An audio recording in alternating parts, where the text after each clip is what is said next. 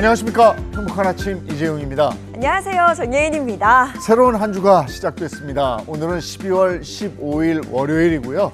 겨울은 회복과 준비의 계절이다, 이런 얘기가 있습니다. 네, 맞습니다. 사실 겨울은 워낙 추워서 아침에 나오다 보면 손도 시리고 발걸음도 자연스럽게 좀 느려지는 계절이죠. 그래도 겨울은 멈춘 게 아니라 다시 힘을 채우는 그런 시간인 것 같습니다.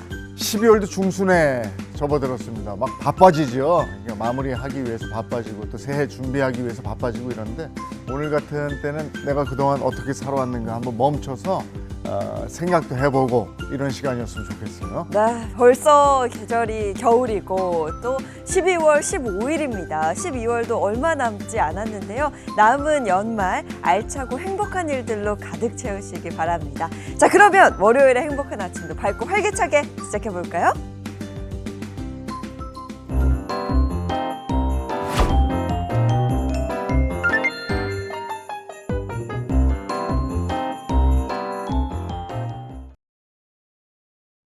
네, 새로운 한 주가 시작된 월요일 아침에는 어떤 소식이 들어와 있을까요? 모닝픽부터 시작하겠습니다. 손석구 평론가와 함께합니다. 어서 오세요. 안녕하세요. 네, 첫 번째 모닝픽 어떤 겁니까? 네, 첫 번째 모닝픽은 산타랠리 기대 반 우려 반입니다. 네, 가장 먼저 지난주 국내 증시 상황부터 좀 자세히 알아볼까요? 네, 지난 12일 코스피 지수는요, 전주 대비 1.64%가 오른 4,167.16의 거래를 마쳤습니다. 지난주에는 개인 투자자들이 매도 우위로 돌아선 반면에 외국인과 기관이 동시에 매수에 나서면서 지수 상승을 이끌었습니다. 미국이 기준금리를 0.25%포인트 인하한 효과에 더해서 반도체 슈퍼사이클, 또 연말 산타랠리 기대감이 함께 작용한 것으로 풀이됩니다. 최근 10년간 국내 증시에서는 이 산타랠리가 경년에 한 번꼴로 나타나서 올 연말에도 주가 상승세가 이어질 것이란 분석이 나오고 있습니다. 네, 올 연말에 산타랠리에 대한 기대감이 커진 가운데 이번 주에는 뭘 눈여겨봐야 될까요? 네, 상승 흐름 속에서도 경계해야 할 부분은 분명히 있습니다. 지난 12일 FOMC에서 미국이 금리 인하와 함께 단기 국채 매입을 결정하면서 유동성 확대에 대한 기대감은 커진 상태인데요. 최근에 미국 증시에서 AI 기술주를 둘러싼 투자 심리가 다소 흔들리는 모습이 나타나고 있습니다. 지난주에 실적을 발표한 미국의 오라클과 브로드컴은 AI 투자 거품 논란이 다시 제기되면서 주가가 급락하는 모습을 보이기도 했었는데요. 이런 상황에서 국내 증시는 미국발 기술주 변동성을 얼마나 잘 흡수하면서 상승 흐름을 이어갈 수 있을지가 중요한 관전 포인트가 될 것으로 보입니다. 이번 주에는 현지 시각으로 오는 17일에 미국의 메모리 반도체 업체죠, 마이크론 테크놀로지의 실적 발표가 예정돼 있습니다. 마이크론의 실적은 메모리 반도체 업황을 가늠하는 바로미터이기 때문에 더욱 시장에 관심이 쏠리고 있습니다. 만약 마이크론이 예상을 크게 웃돈 호실적을 발표한다면 국내 반도체주에 대한 투자 심리도 함께 살아나면서 코스피 상승에도 힘이 실릴 것으로 보입니다. 네, 그럼 이 외에도 이번 주 국내 증시에 영향을 미칠 수 있는 변수 어떤 것들이 있을까요? 네, 이번 주 국내 증시에는 미국의 경제 지표들 또 주요국의 통화 정책 발표가 영향을 미칠 것으로 보입니다. 특히 시장의 관심은 미국 연방정부의 최장기간 셧다운 사태 여파로 오랜 기간 발표되지 못했던 경제 지표들이 이번 주에 한꺼번에 발표가 되는 점을 주목하고 있습니다. 제롬 파월 연준 의장이 12월 FOMC 기자회견을 통해서 추후 통화 정책에 대해 신중한 접근이 필요하다는 점을 시사했죠. 자, 이런 가운데 이번 주에 한꺼번에 공개되는 11월 고용 보고서, 또 10월 소매 판매, 11월 소비자 물가지수 등의 핵심 경제 지표들이 증시의 향방을 가르는 분수령이 될 전망입니다. 또 이번 주에는 일본은행과 유럽중앙은행의 통화정책회의가 예정돼 있어서 글로벌 금융시장의 변동성이 확대될 수 있음을 염두에 둬야 할 것으로 보입니다. 네, 여러 가지 변수가 겹쳐 있는 상황에서 과연 산타랠리가 가능할지 이번 주도 한번 눈여겨봐야 되겠습니다. 다음 픽은요? 네, 두 번째 모닝픽은 마통 잔액 급증입니다. 네, 시중은행의 마이너스 통장이죠. 이른바 마통 사용액이 점점 늘고 있다, 이런 소식인가 봐요. 네, 그렇습니다. 금융권에 따르면 지난 11일 기준 5대 시중은행의 개인 마이너스 통장 잔액을 보면 약 41조 원으로 집계됐습니다. 이 통계는 실제로 사용된 마이너스 통장 대출의 잔액입니다. 11월 말 이후 불과 열흘 남짓한 기간에 약 6천억 원 이상 늘어난 수치이고요. 역대 월말 잔액과 비교했을 때도 2022년 12월 말 이후 3년 만에 가장 큰 규모입니다. 마이너스 통장 잔액은 영끌과 B2 열풍이 정점을 찍었을 2021년 4월 당시 약 53조 원에 달했었는데요. 이후에 금리 인상과 대출 규제 영향으로 한동안 30조 원대까지 내려간 바 있습니다. 그러다 올해 11월 말에 다시 40조 원대로 올라섰는데 12월 들어서는 현재 하루 평균 약 610억 원씩 늘면서 증가 속도가 눈에 띄게 빨라졌습니다. 한동안 줄어들었던 마이너스 통장 다시 이렇게 증가한 이유가 뭘까요? 가장 큰 배경으로는 주택담보대출을 받기 어려워진 환경이 꼽히고 있습니다. 지난 11호 부동산 대책 이후 이 주담대를 받기 어려워지자 자금 마련을 위해 대체제인 마이너스 통장으로 이 대출 수요가 몰리면서 그 규모가 급증한 건데요. 한 은행 관계자는 최근에 은행의 연말 가계대출 총량 관리 영향으로 아예 신규 주택담보대출이 막힌 만큼 당분간은 마통 이용 규모가 계속 늘어날 것이다 이렇게 내다봤습니다.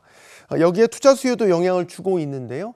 주식이나 금, 또 가상자산 등 자산시장의 변동성이 커지자 빚내서 투자하는 열기가 이어지고 있는 것도 마이너스 통장 잔액이 늘어나고 있는 원인으로 꼽히고 있습니다.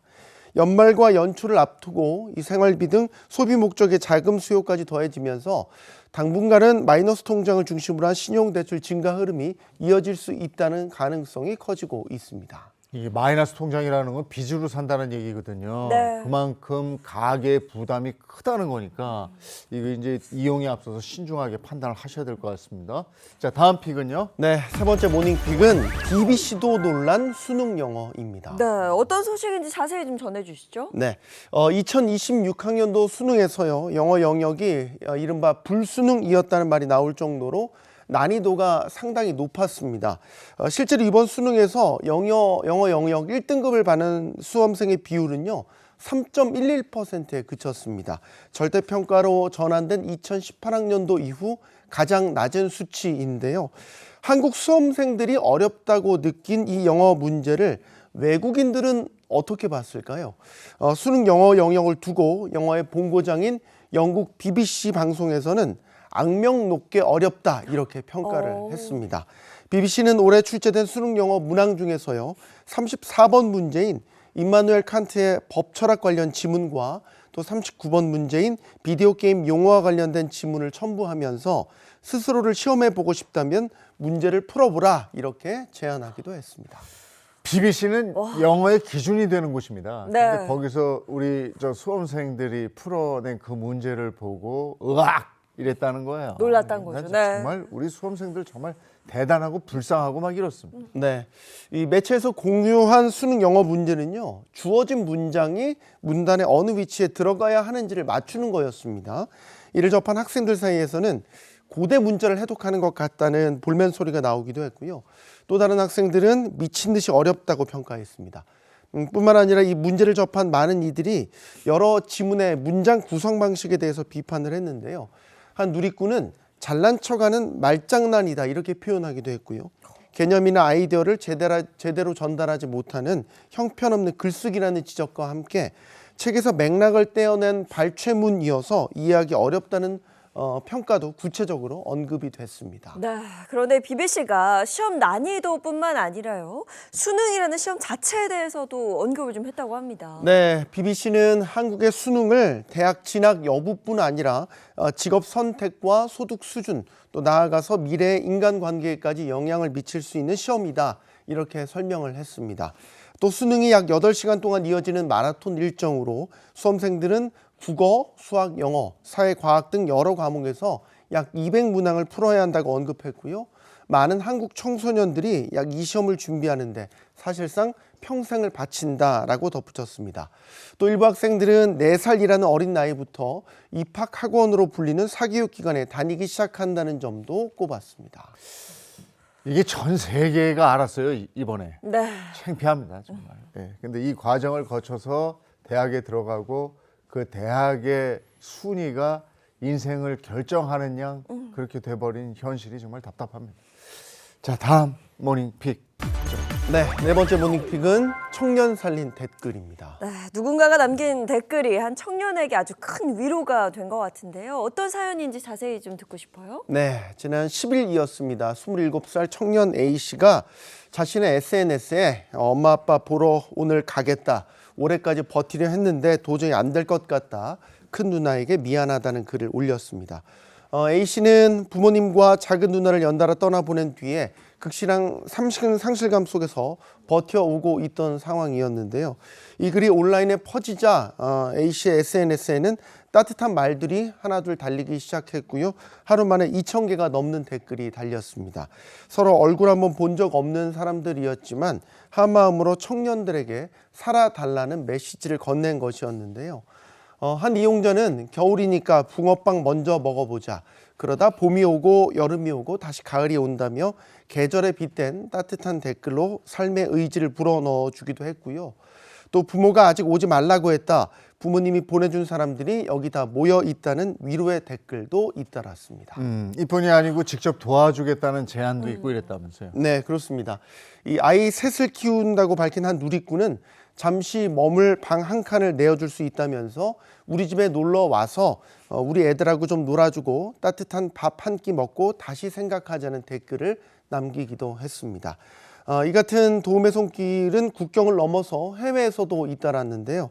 대만 시민이라고 밝힌 한 이용자는 번역기를 통해서 혹시 대만에 온 적이 있느냐, 기회가 된다면 맛있는 음식과 즐거운 곳을 소개해 주겠다고 적으면서 세상에는 아직 경험하지 못한 아름다운 것들이 정말 많다면서 따뜻함을 전하기도 했습니다. 네, 이 따뜻한 마음들이 청년에게 꼭 닿았으면 좋겠는데요. 이후 상황이 좀 전해졌을까요? 네, 그렇습니다. 한 누리꾼이 경찰에 신고한 후 직접 A씨와 연락을 취했고요. A씨는 현재 집에 안전하게 있다는 소식을 공유했습니다. 이후 A씨는 다시 글을 올려서 경찰관 분들이 집까지 찾아오셔서 한참 동안 이야기를 나눴고 병원 입원을 권유받아서 상담 후에 내일 바로 입원하기로 했다고 밝히기도 했습니다. 또 오랫동안 혼자였고 제 삶은 스스로 버티는 것뿐이라 생각했는데 저 하나 때문에 이렇게 많은 분들이 걱정해 주실 줄 몰랐다면서 정말 감사하고 걱정 끼쳐 죄송하다는 글을 남기기도 했습니다. 네, 더불어 함께 사는 세상을 보여줬네요. 네. 예, 오늘 모닝픽 여기까지 하겠습니다. 손석구 평론가와 함께했습니다. 고맙습니다. 고맙습니다. 고맙습니다. 네, 겨울 추위가 계속 이어지고 있습니다. 사실 겨울에 추운 건 당연합니다만 이 추위가 언제까지 이어질지도 궁금한데요. 문난영 기상캐스터 바로 전해주시죠. 네, 주말 동안 반짝 찾아온 추위는 낮부터 풀립니다. 이후 한 주 동안 평년 기온을 웃돌며 큰 추위는 없겠습니다. 다만 아침까지는 영하권 추위가 이어지는 곳이 많겠고요. 바람도 약간 강하게 불면서 체감온도는 더 낮습니다.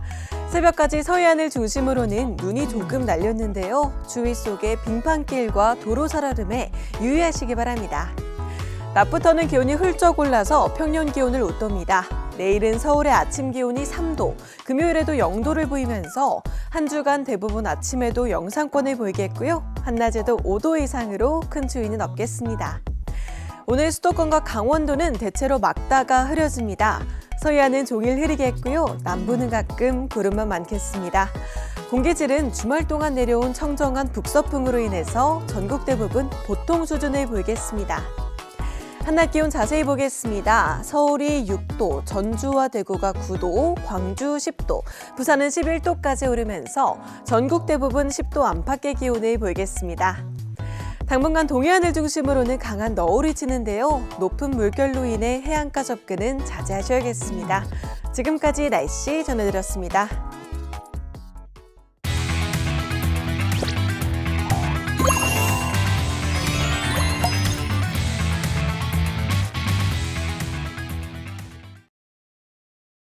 행복한 아침 함께하고 계신 지금 시각이 7시 45분을 향해 가고 있습니다. 이번에는 월요일의 고민 해결사 방송인 박수림 씨, 장진택 자동차 전문기자, 이호선 상담심리 전문가 모셨습니다. 어서 오세요. 반갑습니다. 네, 반갑습니다. 자, 그리고 이번에 월요일의 법률 해결사죠. 강성신 변호사, 임재 변호사 함께합니다. 반갑습니다.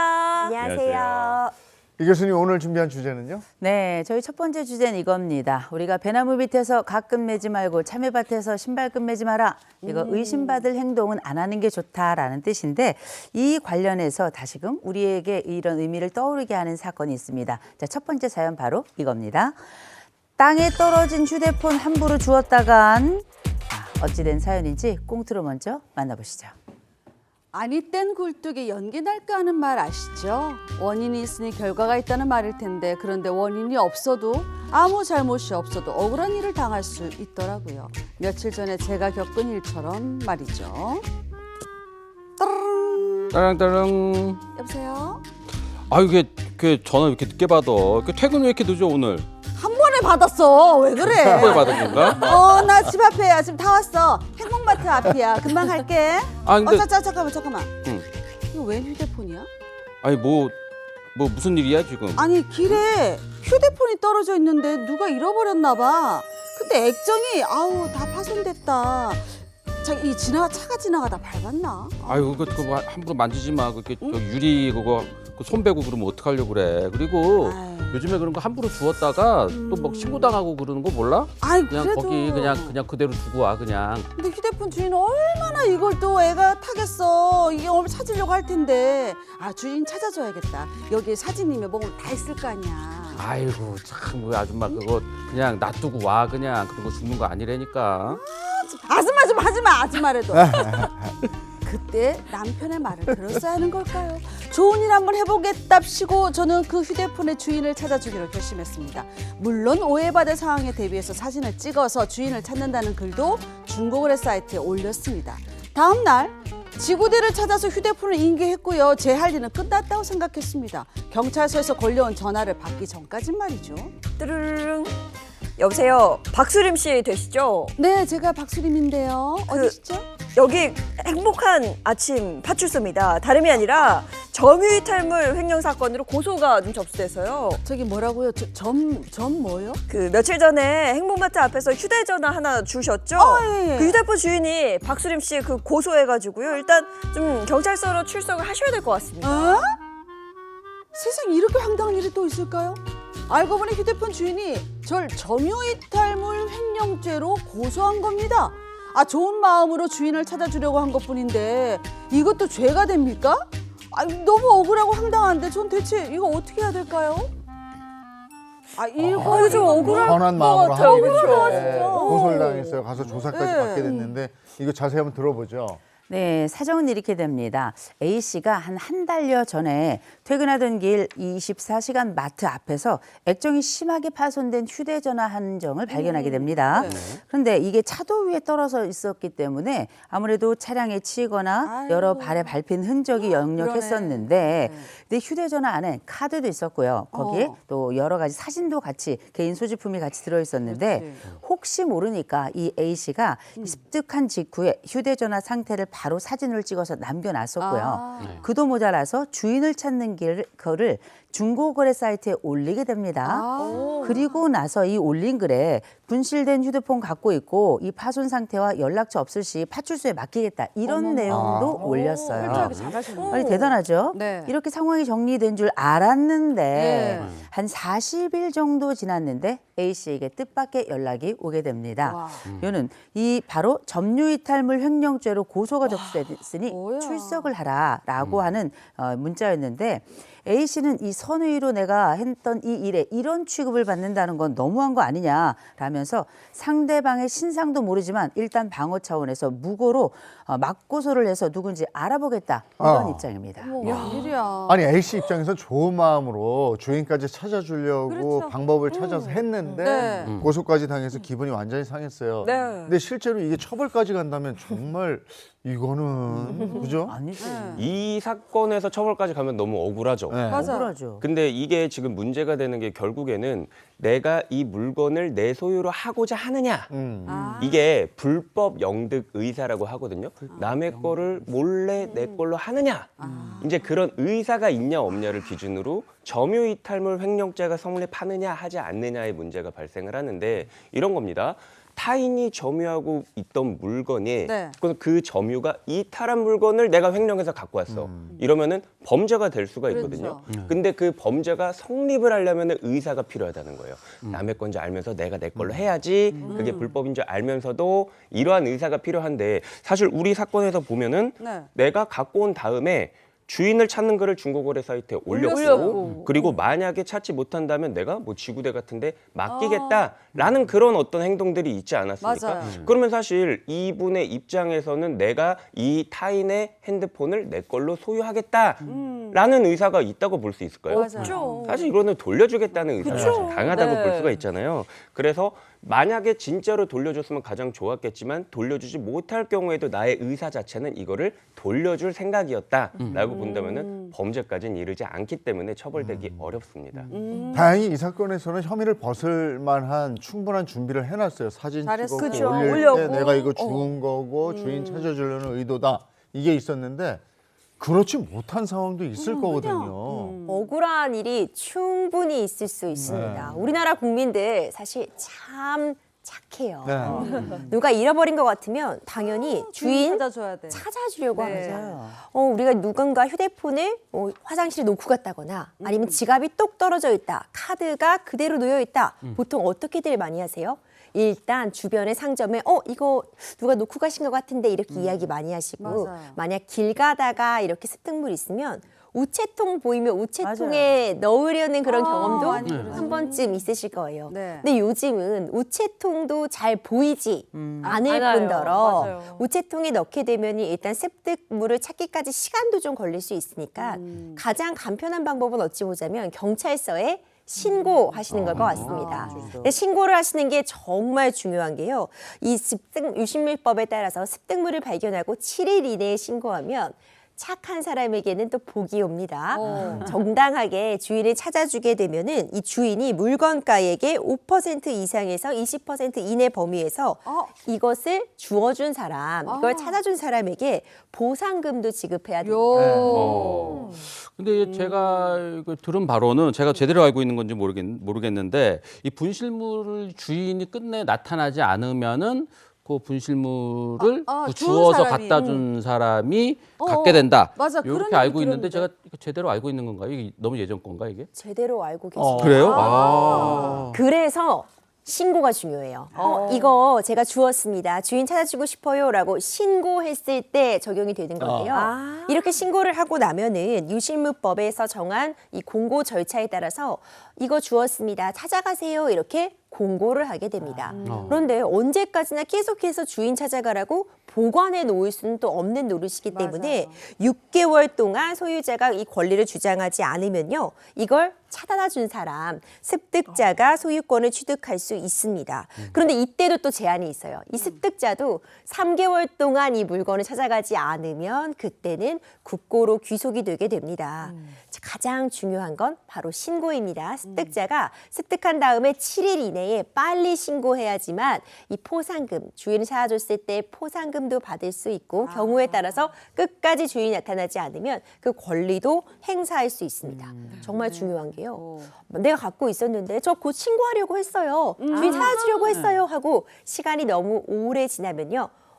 거짓말 아니냐, 그래, 이거 가지려고 한 거 맞아요. 아니냐, 맞아요. 점유이탈물 횡령죄 성립할 가능성이 더 높아지니까 습득하면 바로 일단 신고하는 게 중요할 것 같습니다. 근데 듣다 보니 저는 그게 좀 궁금해요. 타인의 물건을 가져갔을 때 어떤 경우에는 절도가 되고 또 어떤 경우에는 방금 말씀하신 점유이탈물 횡령이 되거든요. 이게 어떤 차이가 있는 거예요? 그 말씀해 주신 것처럼 타인의 물건을 가져간다는 부분에서는 동일합니다. 근데 절도죄는요. 타인의 물건이 그 타인의 손아귀에 있는 거예요. 손아귀에. 손아귀에. 가져갔을 네, 때요. 손아귀에 있거나 이거를 이 소유자가 관리하고 있을 때 이거를 가져간다라고 하면은 그건 절도죄가 절도가 되는 거예요. 네. 근데 제가 이 볼펜을 어디다 잃어버렸습니다. 제 점유를 이탈했어요, 이 볼펜은. 그래. 근데 우리 예인 MC님이 이게 강성신 변호사 걸 알면서도 저 사람 얼빠져가지고 저기 잃어버리고 갔네? 이거 내가 가져가서 내 걸로 해야지?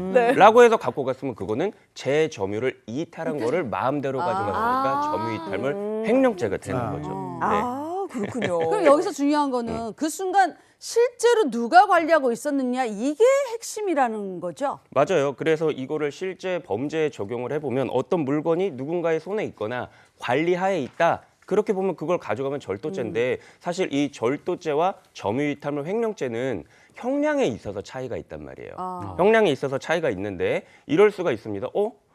제가 카페에서 커피를 마시고 있다가 잠깐 제 지갑을 놓고 화장실에 갔다 온 거예요. 근데 화장실에 갔다 와서 다시 내 지갑 갖고 가려고 했어요, 당연히. 네. 근데 그거를 옆에서 보고 있던 우리 예인 MC가 또 저요?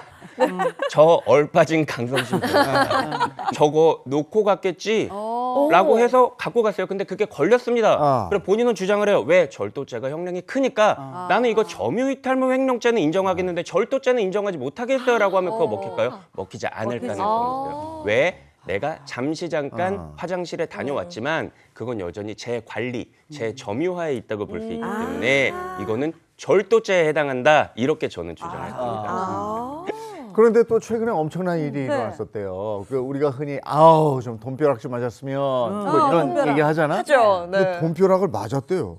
정말 이런 일이 있었다면서요. 모두 다 여기로 달려가야 될 것 같은데 을지로 사가에서 얼마 전에 있었던 일입니다. 이 일 목격한 시민의 목소리부터 들어보시고 오겠습니다. 지하철역으로 가고 있는데 바로 앞에 그 5만 원짜리 지폐가 길에 있는 거예요.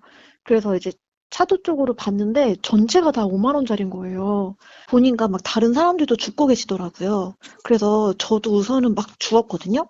차도 다 멈춰 있었고 제가 이렇게 준 돈이 100만 원에서 한 200만 원 정도 대략적으로 된 것 같은데 경찰관 분이 계셔가지고 그 앞에 계셔서 얼른 드리고 갔거든요.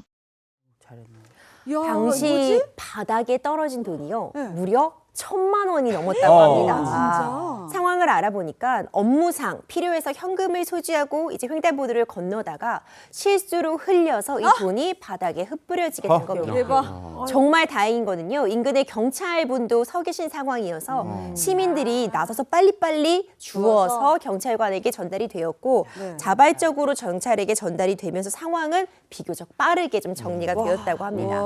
근데 이게 저는 사람 마음이라는 게 그렇잖아요. 견물생심? 그렇죠. 물론 경찰관이 앞에 있었다고는 하지만 그래도 저 멀리 어딘가에 있어. 있어. 전 아닙니다. 한장 스물쩍 이렇게. 줍는 척 하다가 갈 수도 있고 솔직히 그럼. 그렇잖아요. 근데 그 상황에 그 도로에 뿌려진 돈을 다 주워서 그 지폐를 모아서 주는 그 마음. 정말 대단한데. 그러네. 근데 만약에 누가 이렇게 슬쩍 했어요. 그건 처벌받을 수 있는 거죠. 처벌은 받을 수 있어요. 근데 우리 어렸을 때는 놀이터가 흙바닥이었잖아요. 네. 거기서 뭐 10원, 100원 주워본 많이 경험. 철봉 아래. 철봉 아래. 철봉 그렇죠. 아래. 철봉 아래. 네.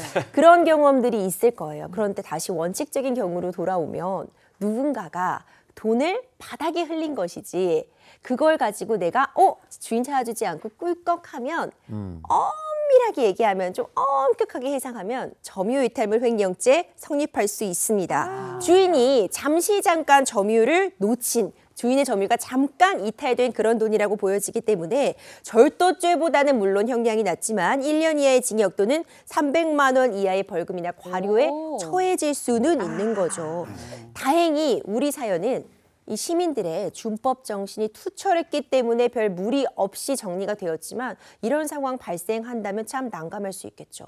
실제로 어떤 사연이 있었냐면요. 2016년 2월 충북의 한 아파트에서 말 그대로 돈비가 내린 겁니다. 진짜 돈인데. 왜 이렇게 돈비가 내렸냐 상황을 알아보니까 한 주민이요 이불 속에다가 현금 잘 보관해 놓고 있었는데 이불에다가 털었어. 맞습니다. 그 이불을 탈탈탈탈 털다가 어머. 돈이 마구마구 흘러내린 거죠. 어떡해. 무려 5만 원권 지폐 130장 650만 원이었는데요. 경비 아저씨와 주민들의 도움으로 많이 회수는 했습니다. 580만 원은 회수가 됐는데 아이고. 70만 원은 끝내 회수가 되지 못했어요. 네. 또 너무 안타까웠던 건 이 돈이 집주인 두 자녀의 등록금을 아이고, 마련하기 위해서 거기다 아이고, 넣어두셨어. 이불에다 넣어. 대출까지 받아 준비한 돈이었는데 그것까지. 70만 원은 찾을 수가 없었어요. 네. 근데 저는 또 문득 궁금한 게 실수로 잃어버린 게 아니라 뭐 드라마 보면 나오잖아요. 검은 돈, 막 옥상 이런 데서 막 뿌리는 그런 장면 보는데 그런 돈을 가져갔을 경우에 그때는 어떻게 되는지 궁금해요. 그건 실수가 아니잖아요. 고의인데. 일부러. 자, 일단은 점유이탈물 횡령죄던 절도죄던 타인 소유의 물건을 갖고 갔을 때 성립을 하잖아요. 네. 근데 방금 말씀하신 것처럼 실수가 아니라 고의로 뭐 예를 들어 막 뭐 치산 뭐 자본주의 세상 이러면서 옥상에서 그렇지. 돈을 싹 뿌렸어요. 나 이거 무소유로 갈란다. 너 싫어. 나 다 싫어. 너네 다 가져. 이러한 의사에서 뿌렸어요. 그러면은 이제 더 이상 제 소유가 아니에요. 왜? 저는 제 돈의 소유권을 포기했잖아요. 그러면 이제 그거를 누가 가져가더라도 강성신의 소유, 즉 타인의 소유의 물건이 아니기 때문에 가져가는 사람이 임자입니다. 근데 이런 경우가 있었어요. 제가 만약에 옥상에서 돈을 뿌리면서 치산 자본주의 세상이라고 했는데 돈이 떨어지고 있는 순간에 제 마음이 바뀐 거예요. 너무 아까워. 아니야, 거짓말이야. 아니야, 취소. 아니야, 자본주의 세상 괜찮아. 그러면서 막 1층으로 내려갑니다. 그거 다시 주우려고. 근데 1층으로 내려가던 도중에 누군가가 먼저 그거를 주워갔어요. 그러면 이거 어떻게 될까요? 점유이탈물 횡령죄 될 수도 있어요. 왜? 제가 제 소유의 의사를 포기했던 걸 철회하고 막 내려갔잖아요. 그 증거가 있어야지. 네, 그 의사를 이제 또 어떤 케이스 바이 케이스로 막 다투게 될 건데 어쨌든 그거는 내가 실수였다라고 마음을 바꿔서 주장을 하면은 그거를 가져가는 사람은 다시 점유이탈물 횡령죄에 해당할 수 있으니까 모르겠습니다. 복잡하네. 안 가져가시는 게 좋지 않을까요? 그래 말이야. 아니 근데 진짜 강성신 변호사처럼 이렇게 옥상 올라가가지고 자본주의 막 해가지고 돈을 뿌렸어. 그러면은 그 일대 교통도 마비되고 막 사람들이 혼란되고 뭐 다치는 맞아. 사람도 있고 뭐 교통사고 같은 것도 날 수도 있고 뭐 이런 것들을 야기할 수가 있는데 이 돈 뿌린 사람이 이런 혼란을 좀 야기했잖아요. 그러니까 돈 뿌린 사람은 이런 걸로 이렇게 처벌하거나 그럴 수 있지 않을까요? 그러니까 기자님 너무 걱정하실 필요 없이 그냥 저한테 돈 뿌려주시면 될 것 같은데요. 제가 안전하게 걱정이 돼가지고. 수거해서 지갑에 잘 넣어갈 수 있는데 굉장히 중요한 질문을 해주신 것 같아요. 돈을 막 뿌렸다. 그런데 이걸 주우려고 사람들끼리 다투다가 아니면 일순간에 많은 사람이 좁은 공간에 모여서 사고가 났다. 문제가 충분히 될 수 있겠죠. 그런데 지폐를 막 뿌린다는 이런 행위 자체를 처벌하는 그런 조항은 우리 형법 딱 펼치면 없습니다. 물론 처벌 규정을 딱 찾을 수는 없는데 실제로 어떤 사연이 있었냐면요. 서울 광장 앞에서 한 여성이 2천만 원이 넘는 돈, 2,200만 원 상당의 지폐를 어머. 마구마구 뿌린 겁니다. 상당한 액수죠. 일대의 혼란이 있었는데 그때도 또 시민들이 네. 잘 다 모아가지고 주워서. 또 경찰관에게 또 잘 넘겨줬다고 합니다. 대단하다. 그런데 이건 큰 혼란을 야기할 수 있었잖아요. 그렇죠. 수사가 착수가 됐습니다. 그런데 딱히 다른 범죄 혐의점은 없었다고 판단을 했고 처벌까지는 이어지지 않았는데 처벌이 이루어지지 않은 중요한 근거로서 제시가 된 것이 돈을 뿌린 장소가 광장이었다. 그래서 뭐 차가 있다거나 그런 상황까지는 아니어서 좀 그래도 안전했다라는 취지가 반영이 됐었습니다. 장소에 따라 판단이 달라진다는 거잖아요. 네. 그러면 그 돈을 같은 돈을 뿌려도 어디에다 뿌리느냐, 여기 스튜디오에다 뿌리느냐, 광장에 뿌리느냐 또 달라지겠네요. 처벌 같은 것도. 스튜디오 괜찮아요. 뿌려주셔도 됩니다. 간간히 뿌려줘. 돈이 없어. 근데 문제가 뭐냐면 도로에 뿌렸을 때는 얘기가 달라져요. 그렇죠. 그렇죠. 그럼요. 실제 이런 사례가 있었어요.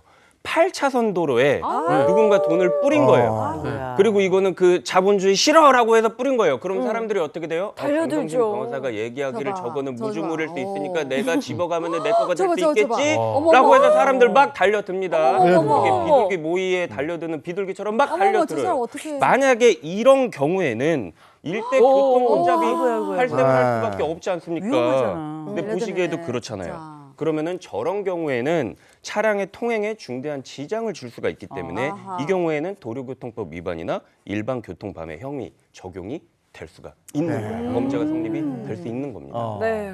가는데 우연히 마주친 돈이나 물건 그건 남의 거니까 네. 내가 어떻게 하느냐에 따라서 이게 선의가 될 수도 있고 찾아준다면 네. 또 범죄가 될 수도 있고 이러니까 주의하시기 바랍니다. 자, 다음 거 한번 볼까요? 다음 주제는요? 네, 다음 주제는 반려동물 이야기입니다. 반려동물 키우는 분들 많이 계실 텐데 이 가족만큼이나 요새는 반려동물을 소중히 여기는 분들 많이 계시죠? 그래서 이 반려동물에 관련된 바로 그 이야기 이렇게 됩니다. 목줄 없는 강아지 교통사고 후 벌어진 일. 자, 어찌된 사연인지 꽁트로 먼저 만나보시죠. 이 사고는 아차하는 순간 벌어진다는 거 다들 아시죠? 제가 조심한다고 막을 수 있는 게 아니더군요. 베스트 드라이버다 이렇게 자신했던 제게 그 사고가 일어나고서야 뼈저리게 깨달았습니다. 가만히 있어보자. 여기서 우회전이구나. 이거 뭐야 끼꿍. 행복아! 어떻게 내 새끼! 정말 죄송합니다. 근데 다친 데는 없어요? 아저씨, 대체 운전을 어떻게 하시는 거예요? 전방주 씨 몰라요? 아니 근데 제가 그 개가 갑자기 뛰어오는 바람에 그러니까 목줄을 꼭 쥐고 있으셔야 되는 거 아닌가요? 뭐라고요? 우리 행복이가 우리 개모차에 앉아서 그냥 편안하게 쉬고 있었는데 갑자기 막 튀어나온 거를 우리 애기랑 제가 무슨 수를 알아요? 사고 당시 개모차에 실려있던 강아지가 갑작스럽게 도로로 튀어나오는 바람에 제 차가 미처 피하지 못하고 충돌했는데요. 결국 강아지는 그 자리에서 사망하고 말았는데 어떡해. 그로부터 며칠이 지난 어느 날의 일입니다. 여보세요? 그 이재용 씨 휴대폰이죠? 저거 행복이 엄마인데요. 네? 행복이요? 어머 벌써 잊었어. 아니 왜 지난번에 교통사고로 무지개 다리 건넌 제 반려견이요. 우리 애기. 예. 근데 어쩐 일로? 아니 다름이 아니라 행복이도 떠나고 너무 적적하고 허전해서 도저히 제가 견딜 수가 없어요. 새로 반려견을 입양해야 될 것 같은데 입양비 그거 주세요. 입양비요? 아니 입양비 그게 얼마나요? 100만 원이 100만 원. 예? 100만 원이요? 아저씨가 뭘 좀 모르셔서 그런데 저희 행복이는 귀족 혈통의 아주 우수한 강아지였거든요. 입양비 안 주시면 저 바로 고소할 테니까 그렇게 아세요. 아니 이보세요. 그렇게 따지면은 저 강아지 목줄도 하지 않은 그쪽 책임도 있는 거 아닙니까? 저는 절대로 그 돈 못 주니까 그렇게 아세요. 아니 이렇게 황당한 일이 또 있을까요? 견주 측에서는 사고 책임을 제게 돌리면서 입양비를 요구하고 있습니다. 정작 사고로 차량 범퍼가 파손돼서 수리해야 하는 상황인데 자차 보험 처리가 가능한지 상대방의 경찰 신고에 대해서 어떻게 대처해야 될지 막막하기만 한데요. 저는 대체 어쩌면 좋겠습니까? 자, 일단 양측의 입장에 첨예하게 좀 대립을 하고 있는 상황인데 자세한 이야기 먼저 들어볼게요. 네, 상황이 이렇게 됐습니다. 이 사고가 서울 이제 왕복 4차로 도로에서 일어난 사건인데요.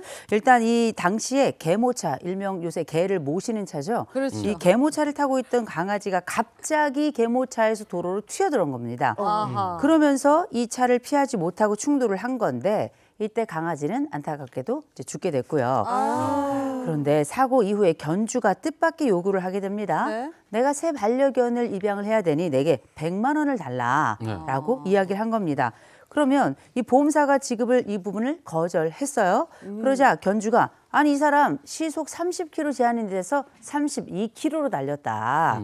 이렇게 과속에 대한 신고를 하게 됩니다. 신고를 하겠다고 이렇게 얘기를 해요. 그러자 A씨가 이 사고로 사실 내 차의 범퍼가 이미 파손된 상태인데 그러면 이거 자차 처리해야 되는 건가? 아니면 상대가 경찰에 신고하겠다 그러면 이때 나는 어떻게 대응해야 되는 것인가? 이 부분에 대해서 지금 고민을 토로하고 있는 겁니다.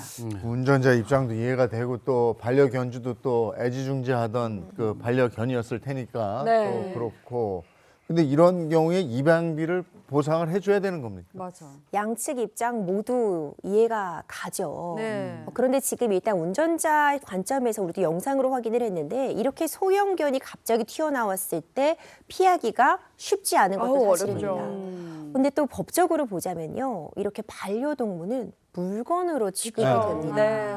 생명이 있음은 분명하지만 네네. 사람을 다치게 했을 때와 이 차 사고로 반려동물이 다쳤을 때는 법적인 또 결과가 다르군요. 완전히 다른데요. 결국 물간에 손상을 입힌 거니까 어떤 대물 손해로 들어가게 됩니다. 그래서 자동차 종합보험에 가입이 되어 있다면 네. 일종의 차가 어떤 물건을 망가뜨린 상황으로 보아서 이 보험으로 처리가 가능합니다. 그런데 어디까지나 그 반려동물에 대한 그 손해에 한정되는 것이지 보통 이 보험을 보자면 새로운 동물에 대한 입양비까지가 보장되는 것은 아닙니다. 그렇죠. 사연 보니까 견주 측에서는 시속 30km 구간에서 32km로 2km 과속했다. 네. 그래서 난 경찰에 신고하겠다. 이렇게 얘기하고 있거든요. 그럼 운전자 입장에서는 이거 뭐 법적으로 처벌을 받는 그런 입장인가요? 만약에 이 견주의 말이 사실이라면 뭐 실제로 진짜 뭐 신호를 위반했거나 아니면 뭐 과속을 했던 뭐 범칙금이 부과될 수는 있겠죠. 네. 근데 이 사건에 한해서는 제가 궁금한 게 하나가 이 견주가 도대체 2km를 그러면 초과해서 과속을 했다는 거 어떻게 안 거지? 그러니까 예를 들어서 그 본인이 어떤 뭐 미터를 이렇게 뭐 재는 수 있는 그런 것도 아니고 이걸 어떻게 안 건지 일단 첫 번째 그 의문이 들었고 그 설령 예를 들어서 시속 30km 이하에서 달려야 되는데 조금 넘었어요. 32가 됐어. 그런데 우리는 이런 걸 생각해 봐야 돼요. 과연 이 약간의 과속이 이 사고의 직접적인 원인인가? 그러니까 만약에 30km를 달렸으면은 이 달려오는 강아지를 피할 수 있었을까? 사실 그게 큰 원인에 해당되느냐? 이제 이런 부분을 생각했을 때 제가 볼 때는 큰 차이가 있을 것 같지는 않거든요. 네, 만약에 그 시속 30km로 달렸다고 하더라도 저 영상을 보면은 사실상 저거를 피할 가능성이 드라마티컬하게 커진다 그거는 아닌 걸로 보이기 때문에 사실 견주 측의 이 과속의 주장이 제가 봤을 때 그 과실 비율에 있어서 큰 차이를 가지고 올 것 같지는 않습니다. 그리고 또 하나 저는 이제 반려견을 키우는 입장에서 보면 네. 개모차 뭐 어떤 종류를 쓰셨는지는 모르겠지만 그 안에 그 벨트 형태나 줄로 안전벨트 해서 같이 있어요? 튀어나가지 못하게 하는 그 맞아요. 하네스를 하고 연결하시는 줄이 있어요. 아. 근데 그렇게 행복이를 아끼면 그걸 했었어야죠. 위험한 상황을 막았어야죠. 그 책임도 저는 견주의 입장에서 봤을 때는 이것도 피할 수는 없다. 이게 뭐 32km여서가 아니고 그 전에 예방을 했어야죠. 이 아이를 아꼈다. 맞아. 네, 그런 생각도 저는 살짝 들어서. 네. 자, 그리고 요 사연자 보니까 차가 파손이 됐다 그랬잖아요. 네. 요 파손된 범퍼 부서진 요거를 이 견주한테 좀 피해 보상을 받을 수도 있지 않아요?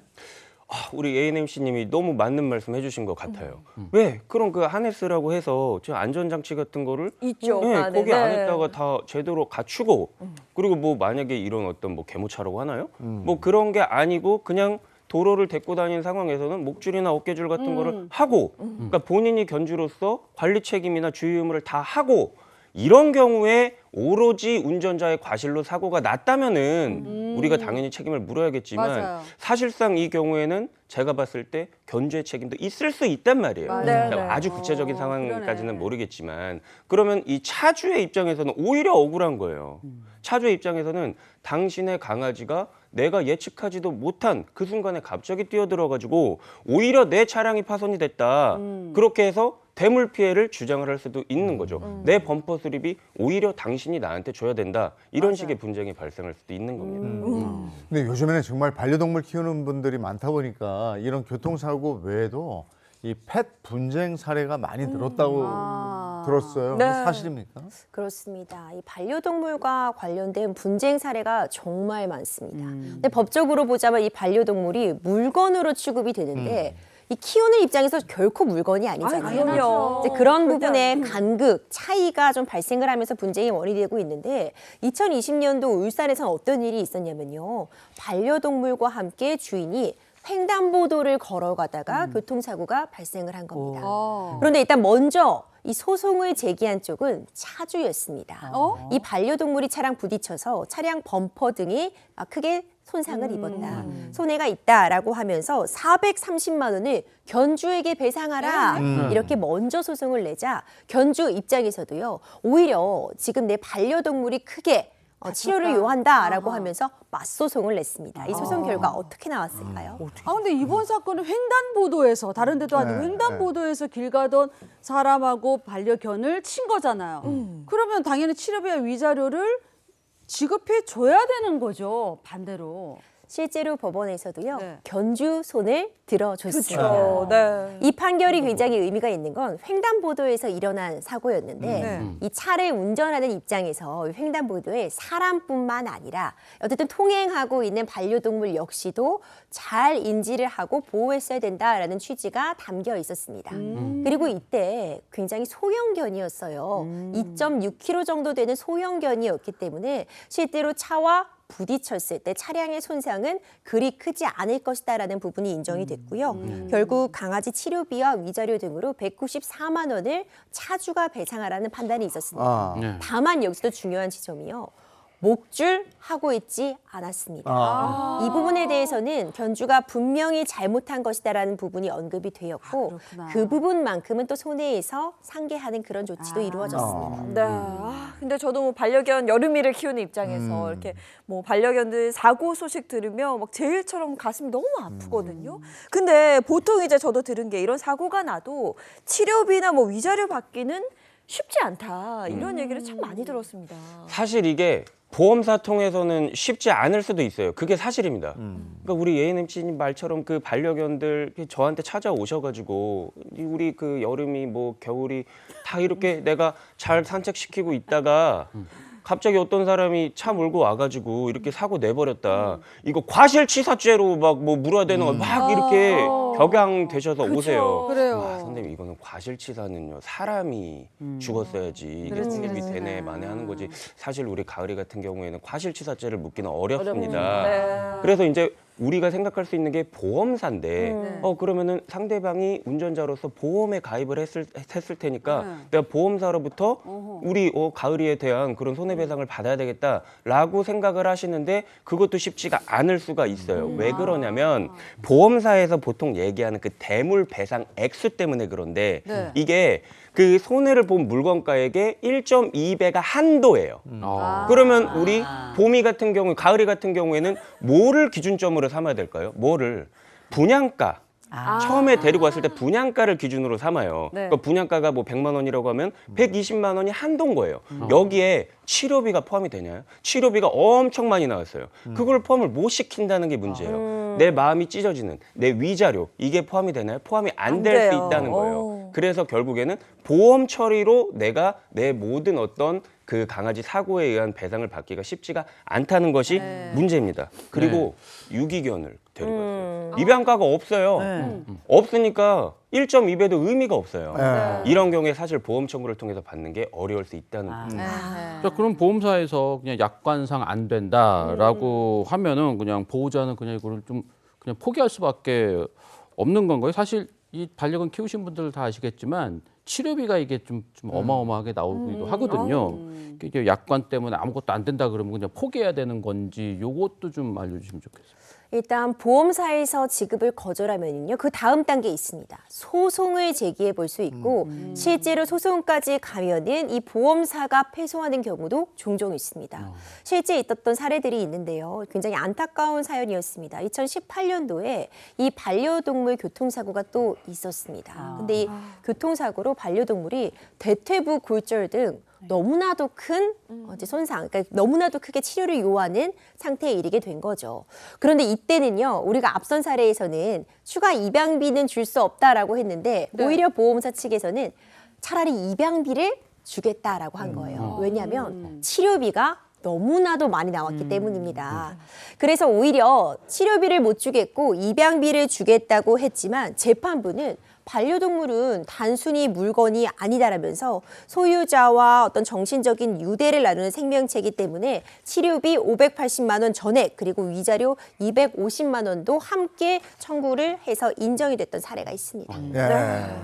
요즘에 이제 그 반려동물 특히나 반려견 길에서 많이 보게 되는데 아까도 얘기 들어보니까 횡단보도에서 온전히 보상을 받으려면 목줄이 있어야 되는 아유, 그럼요. 이런 당연하죠. 부분 네. 확실히 챙기셔야 되겠다 싶습니다. 오늘 그 법이 알고 싶다 여기까지 하겠습니다. 고맙습니다. 고맙습니다.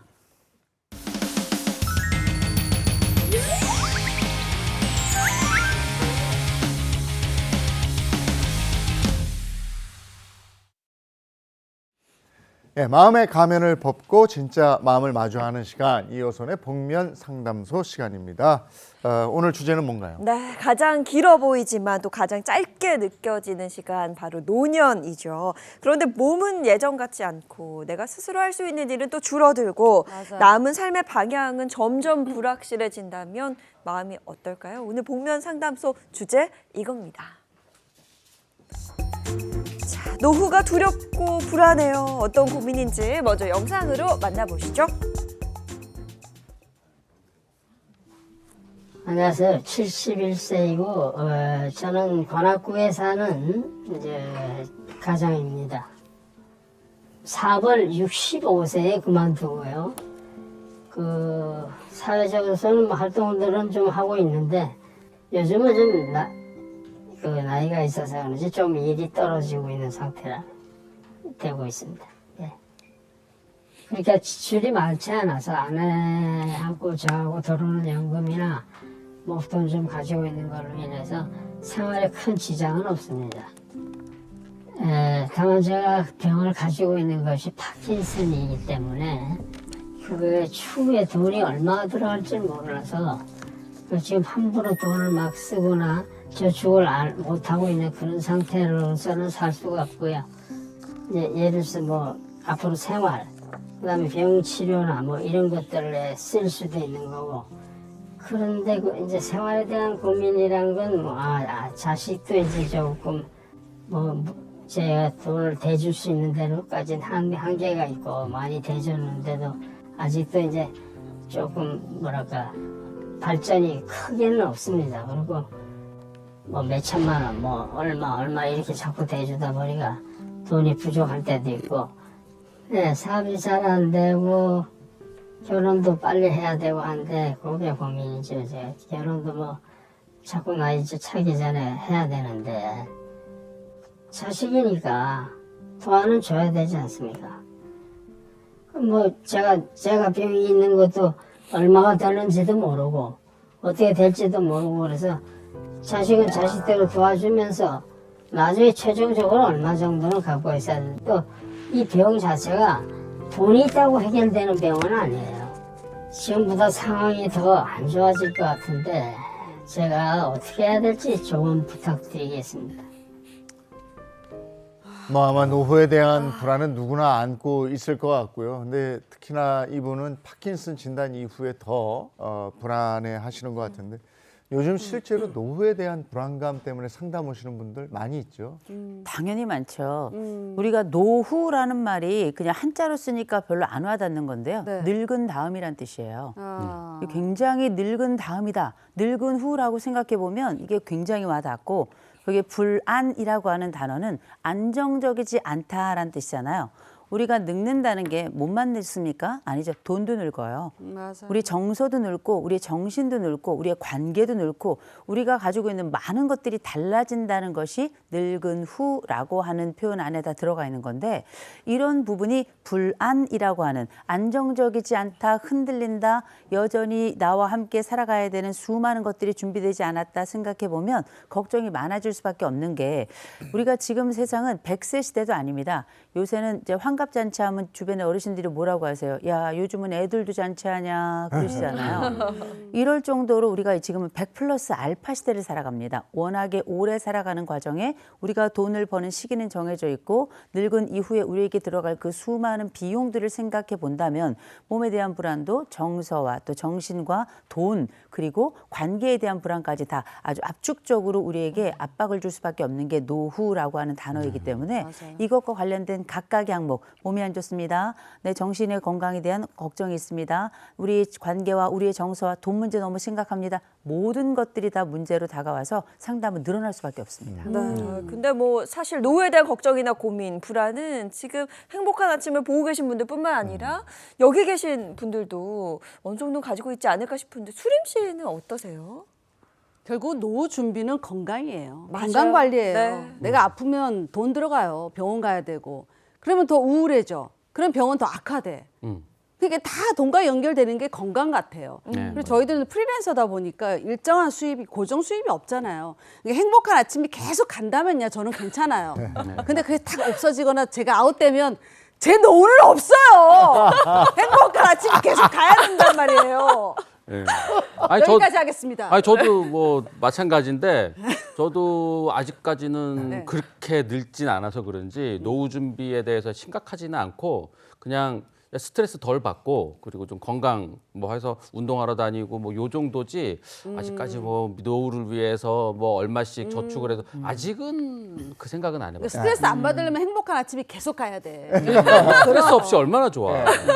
아니 노후 얘기할 때 우리가 건강 먼저 얘기하는데 네. 건강하려면 또 돈이 있어야 된다. 맞아요. 그렇죠. 노후 얘기할 때 돈하고 건강, 건강하고 돈 빠지지 않습니다.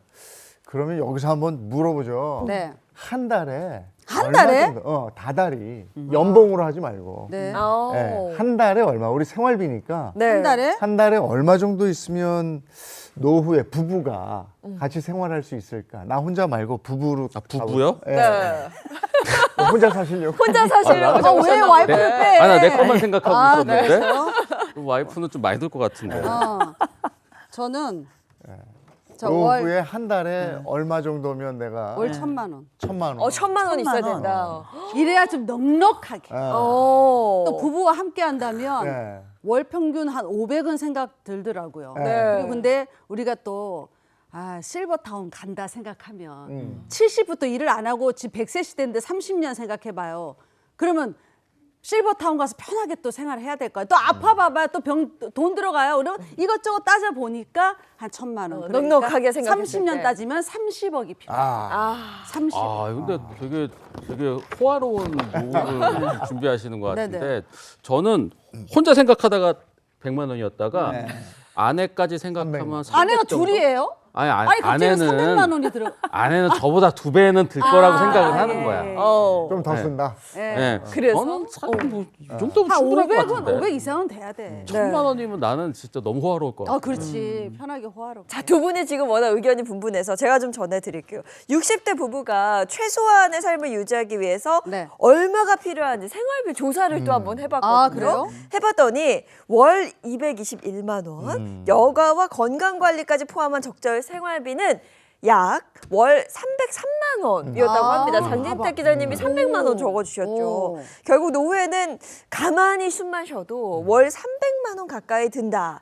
이런 이야기인데요. 숨만 쉬는 숨만 쉬면 숨만 쉬어도. 아파봐. 그렇죠. 한 달라요. 500은 있어야 되겠네. 그렇죠. 이거 숨만 쉬어도 300이니까. 야, 이거 어떻게? 근데 사실 사연자도 지금까지 모아둔 돈으로 뭔가 당장 생활하는데 큰 어려움은 없지만 가장 불안한 게 이제 내가 몸이 아플 경우 병원비다 그렇죠. 이렇게 이야기를 하셨거든요. 네. 근데 사실 교수님 정말 노후에 몸 아프기 시작하면 살아가는 데 있어서 이 병원비 부담 이거 빼놓을 수 없거든요. 그래서 피타고라스가 얘기했습니다. 답이 없다. 맞네. 예, 몸은 답이 없어요. 아니 내가 뭐 아프고 싶어서 아픈 사람이 어디 있겠습니까? 그럼요. 그리고 돈이 갖고 싶지 않은 사람이 어디 있겠어요. 그런데 병원비가 들어간다는 얘기는 뭘 의미하냐면 일단 내 몸이 아프다는 겁니다. 거기에 비용이 발생한다는 거고. 근데 막상 우리가 내 병이 어느 시점에 어떤 방식으로 얼마나 많은 병이 어느 정도 수준으로 생길지 알 수 있는 사람이 없고 병은 보통 덜컥입니다. 덜컥. 갑작스럽게 우리에게 침범하듯이 다가와서 우리의 일상을 바꿔놓은 게 질병이기 때문에 사실상 이 질병이 노환, 특별히 나이가 들어가게 되면 만성질환이 될 가능성이 굉장히 높고 동시에 복합질환이 될 가능성이 굉장히 높고 거기에 따른 부작용과 또 후유증이 생길 가능성이 대단히 높아지기 때문에 이 병원비에 대한 추산이 굉장히 어려워져요. 그래서 지금 우리 두 분이 어떤 분은 1,000만 원, 어떤 분은 300만 원 사실 100만 원만 적은 분도 계셨었죠. 근데 이게 어떻게 생각하면 굉장히 보수적으로 어떤 사람은 또 굉장히 넉넉하게 잡은 것 같지만 병원비는 답이 없습니다. 그래서 지금 말씀드리지만 이 모든 것들이 다 뭔가 돈도 돈이지만 결국 이 병원비가 부족했을 때 이게 자식에게 짐이 되지 않을까. 네. 이게 늘 걱정인 거잖아요. 이건 예방할 수 있는 방법 최대한 찾으셔야 되고 관련돼서 우리가 보험이나 아니면 이런 준비할 수 있는 부분에 대해서 정말 적극적으로 함께 하셔야 될 부분입니다. 노후 준비 때문에 우리가 좀 그 저축도 하고 좀 모으고 이래야 된다고 치지만 저도 월급 받아서 생활한 적이 있었는데 월급은 딱 살아갈 만큼 그 생활할 만큼 줘요. 근데 거기서 아이들 학원비 들어가고 의외의 지출이 들어가고 이러면 정말 감당하기 어려워서 맞아요. 노후 준비하기가 참 힘들어지거든요. 네. 근데 또 하나 여기서 이제 자녀가 들어가잖아요. 그렇지. 이게 자녀 리스크가 있어요. 얘네들이 뭐 도와달라고 그러면 또 안 도와줄 수도 없고 지금 사례자분도 몇 분 좀 도와주신 그렇죠. 모양인데 네. 아유 왜 이렇게 내 노후가 걱정이 되면서도 자녀에게 도움을 줘야 된다고 생각을 하는 거예요. 그놈이 잘 안 되잖아요. 그래, 잘 되면 좋은데. 그럼 잘 되면 좋겠는데 그리고 또 애가 평생 우리가 부모로서 아이들을 늘 뭔가를 해줬던 경험이 있습니다. 그리고 내 자식이 평소에 잘 지내고 또 별일 없이 다가다 위기에 봉착하는 순간은 하필 내가 늙어갈 때예요. 희한할 정도로.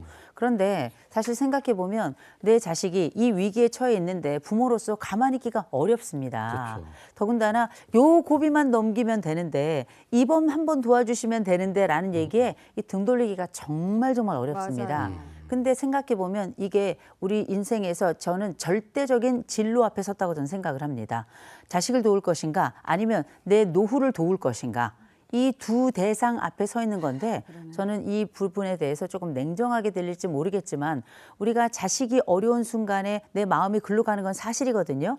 이 부분 때문에 부부가 말도 못하게 싸우는 거예요. 맞아요. 주로 엄마들이 애들 도와주자고 나섭니다. 맞아요. 아버지들이 이건 지켜야 된다고 나서는 경우가 많은데 우리 사연자 같은 경우는 보니까 이 자식의 어려움 앞에 내가 지금 병이 있어요. 이미 파킨슨이라고 하는 병이 있는데 그럼에도 불구하고 자식을 도와줘야 되는 건 아닌가라는 기로에 서 계시거든요. 이건 파킨슨을 모르셔서 하는 얘기입니다. 이 파킨슨은 진행형 질환이고요. 네. 이런 진행성 질환이라는 건 점점 내 몸이 굳어가는 거고요. 나중에는 음식, 곧 물조차 삼키지 못하는 상황이 오거나 경우에 따라 이게 치매로 이렇게 정말 안타깝게 가는 경우들이 꽤 많이 있거든요. 이런 상황이 됐을 땐 내 배우자가 홀로 남겨진다는 것도 기억하셔야 됩니다. 맞아요. 이 복잡한 상황이기 때문에 어느 것 하나가 있겠지만 전 우선순위는 가지셔야 된다고 생각을 해요.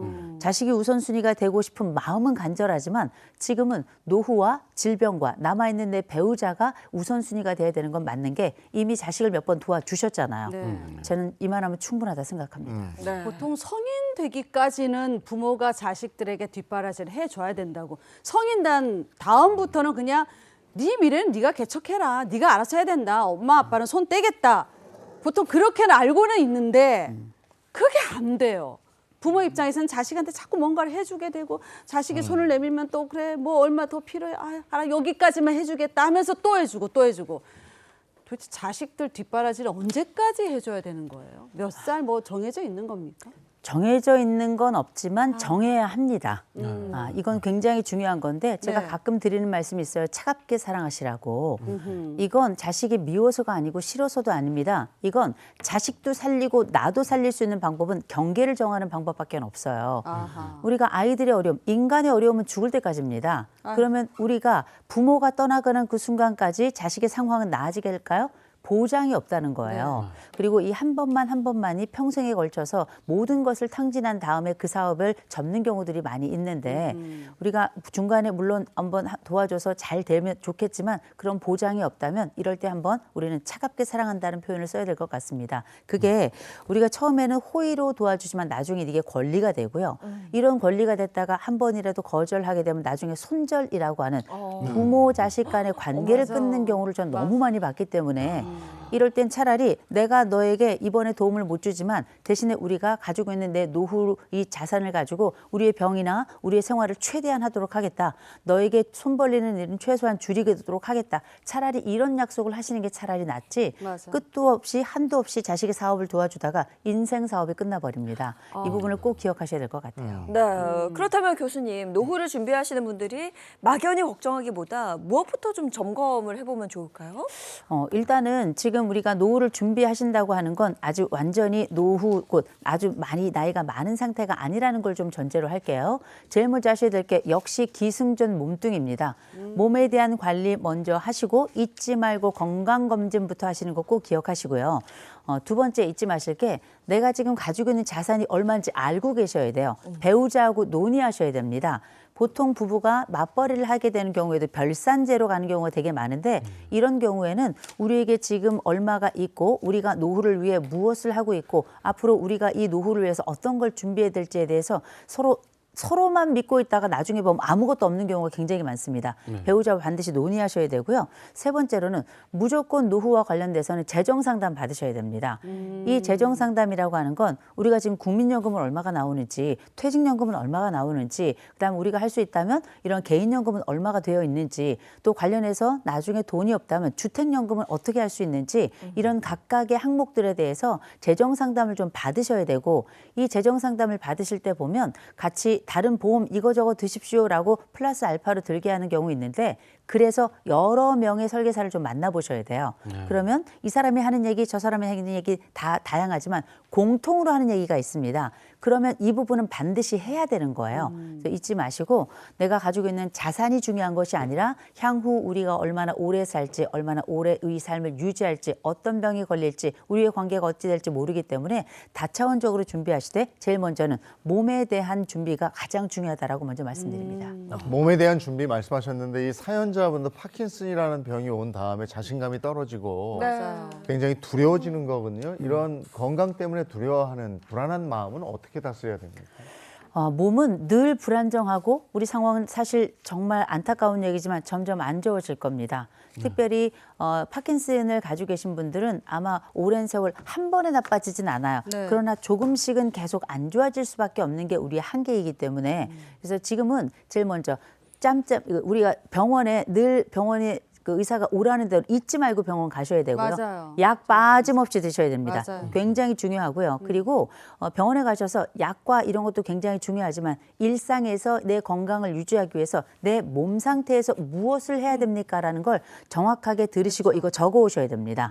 적어 오셔서 병원에서 하는 얘기가 뭐 운동하시고 이 정도가 아니라 어떤 운동을 어떻게 해야 되는지 운동 처방 같이 받아 오시고요.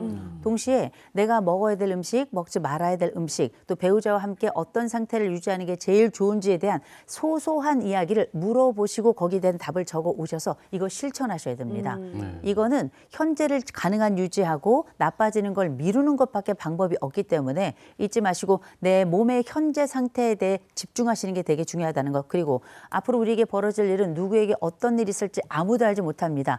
염려하지 마시고요. 오히려 지금 현재에 집중하시면서 내가 지금 할 수 있는 일을 한다면 이게 오히려 더 나은 희망을 만드는 과정일 거라 생각하시고 무엇보다 힘내시고 열심히 운동하시고 처방을 잘 받으시고 처방에 따라 행동하셨으면 좋겠습니다.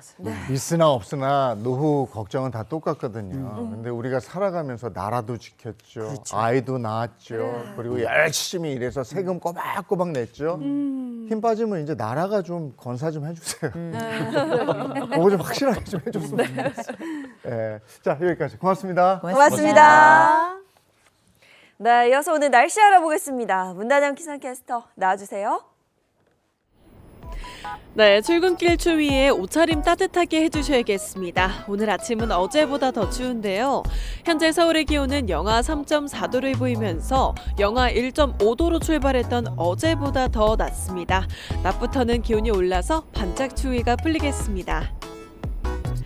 다만 아침까지는 영하권 추위가 이어지는 곳들이 많겠고요. 바람도 약간 강하게 불면서 체감 온도는 더 낮겠습니다. 오늘 새벽까지 서해안을 중심으로는 눈이 조금 날렸는데요. 빙판길과 도로 살얼음에 유의하시기 바랍니다. 낮부터는 기온이 훌쩍 올라 평년 기온을 웃돌겠습니다. 내일 서울의 아침 기온도 3도, 금요일에는 0도를 보이면서 한 주간 대부분 아침에도 영상권을 보이겠고요. 낮 기온도 5도 이상을 보이면서 큰 추위 없겠습니다.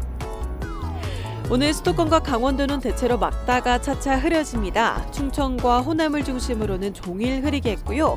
그 밖에 남부지방을 중심으로는 가끔 구름만 많겠습니다. 공기질은 주말 동안 내려온 청정한 북서풍으로 인해서 전국 대부분 보통 수준을 보이겠습니다.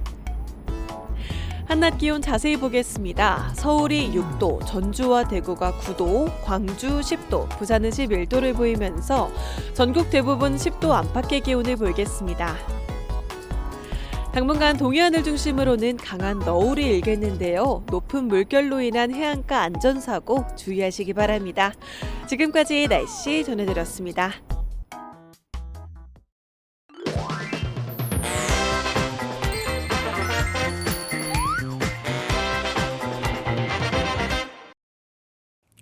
지역 곳곳의 다채로운 소식을 소개하는 코너죠. 다양한 정보를 전하는 다정한 예인 씨, 지금 함께 만나볼까요? 서울 대표 겨울축제인 2025 서울 윈터 페스타의 통합 개막식이 지난 12일 광화문 광장에서 개최됐습니다. 광화문 광장에서 시작해서 서울광장, 청계천을 거쳐서 DDP까지 각종 디지털, 미디어, 아트, 그리고 크리스마스 마켓, 이렇게 서울 시민 여러분들이 하루하루 앞으로 24일 동안 즐기실 수 있는 축제 프로그램을 마련했습니다. 개막식에서는 다양한 연령대로 구성된 180여 명의 서울시민 합창단의 공연을 비롯해 댄스와 뮤지컬 무대, 점능식 등 남녀노소 누구나 즐길 수 있는 겨울축제의 장이 펼쳐졌는데요. 내년 1월 4일까지 열리는 축제 기간에는 서울라이트, 서울빛 초롱축제, 광화문 마켓 등 다양한 겨울 프로그램이 순차적으로 운영될 예정입니다. 우리 서울이 너무나 세계 속에 자랑스러운데요. 겨울 이 축제도 정말 자랑스러운 것 같습니다. 겨울인데 움츠리지 마시고요. 서울을 마음껏 즐겨주시기 바랍니다. 오늘은 오후부터 날이 좀 풀린다고 그랬죠? 네, 오후부터 기온이 좀 올라서 평년 기온을 웃돈다고 하는데요. 그래도 겨울은 겨울입니다. 감기나 독감 걸리지 않도록 옷차림 따뜻하게 하시기 바랍니다. 좋은 하루 보내시고요. 저희는 내일 아침 7시 30분에 돌아올게요. 행복한 아침, 행복한 하루 되십시오. 고맙습니다. 고맙습니다. 즐거운 하루의 세상, Play the next channel.